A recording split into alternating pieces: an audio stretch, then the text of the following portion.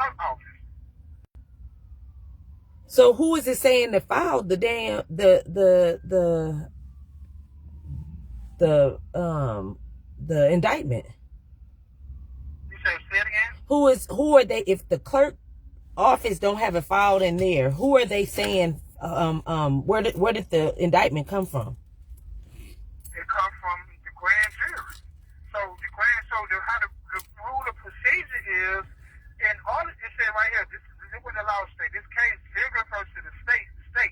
In order to run an indictment charge of murder valid, it must be returned in open court either by the grand juries as a valid or by the sworn grand jury bailiff. Meaning, personal appearance of grand jury or bailiff in a courtroom or place where the court is being held open to the public with a judge and clerk present. That defendant should not be put on trial on the indictment pending against him for the reason that said indictment was not returned in open court by the grand jury. And that unless and until said indictment is so returned in open court by the grand jury, defendant shall not be put in jeopardy thereon.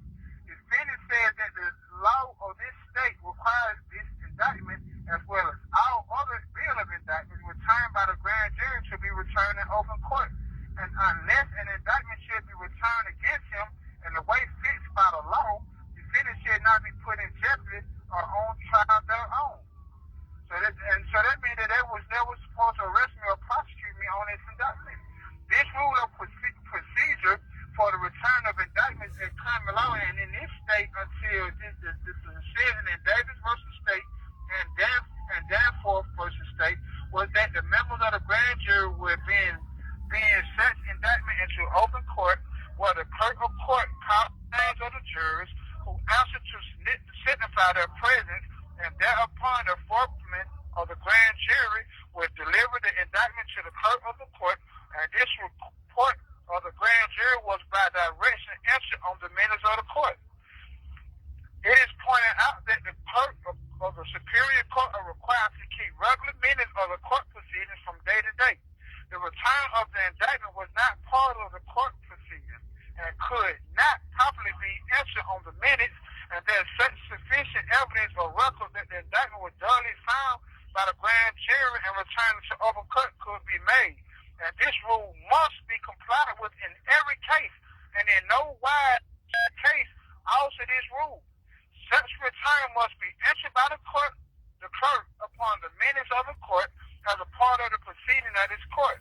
Also, the Fifth Amendment constitutional provision that no person shall be held to answer for capital or otherwise infamous crime except on a presentment or indictment of a grand jury, asserts that this constitutional provision intends not merely an indictment in form, but a valid indictment, found and presented according to the settled uses and established mode of procedure, and this is held to be constituted to be a valid indictment.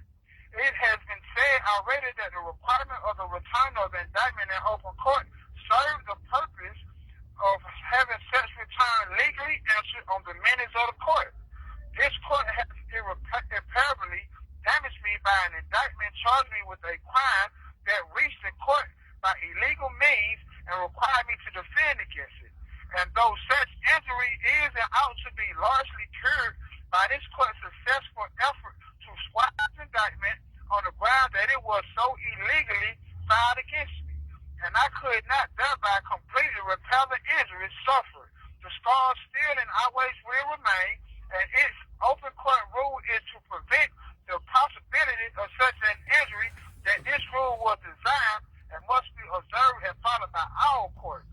The preservation of the honor and purity of these courts and the confidence and respect of the public in these courts must not be left to chance, but should be and are by these rules guaranteed by these courts and all courts of Georgia. And such violation is pro se injuries to the defendant by not having and showing evidence of the minutes of the indictment in open court is kidnapping and punishable by death. And the court is guilty of misconduct by not abiding by the return in open court rule with the minutes as evidence of such return and filed with the clerk of court. So by me showing a violation of this rule, I showed injuries to myself, and the court has squashed this indictment. So basically, they don't have no evidence of my indictment being returned to open court and filed with the clerk office. They have to dismiss this case. They have to dismiss and let you go. Yeah. So we need to apply pressure to that immediately. Yep. I just got it back in the mail today. Okay. Then I asked for them. I asked for a copy of my affidavit for arrest warrant, right? Mm-hmm. And they tell me that I have to file my affidavit for arrest warrant to please contact the district attorney's office. Well, the dude in here, he asked for his affidavit for arrest warrant, and they gave him to him. The same person I wrote, the same person he wrote, we wrote the exact same letter, and they gave him a copy of his indictment, and they never, his affidavit for arrest warrant, and they never gave it to me.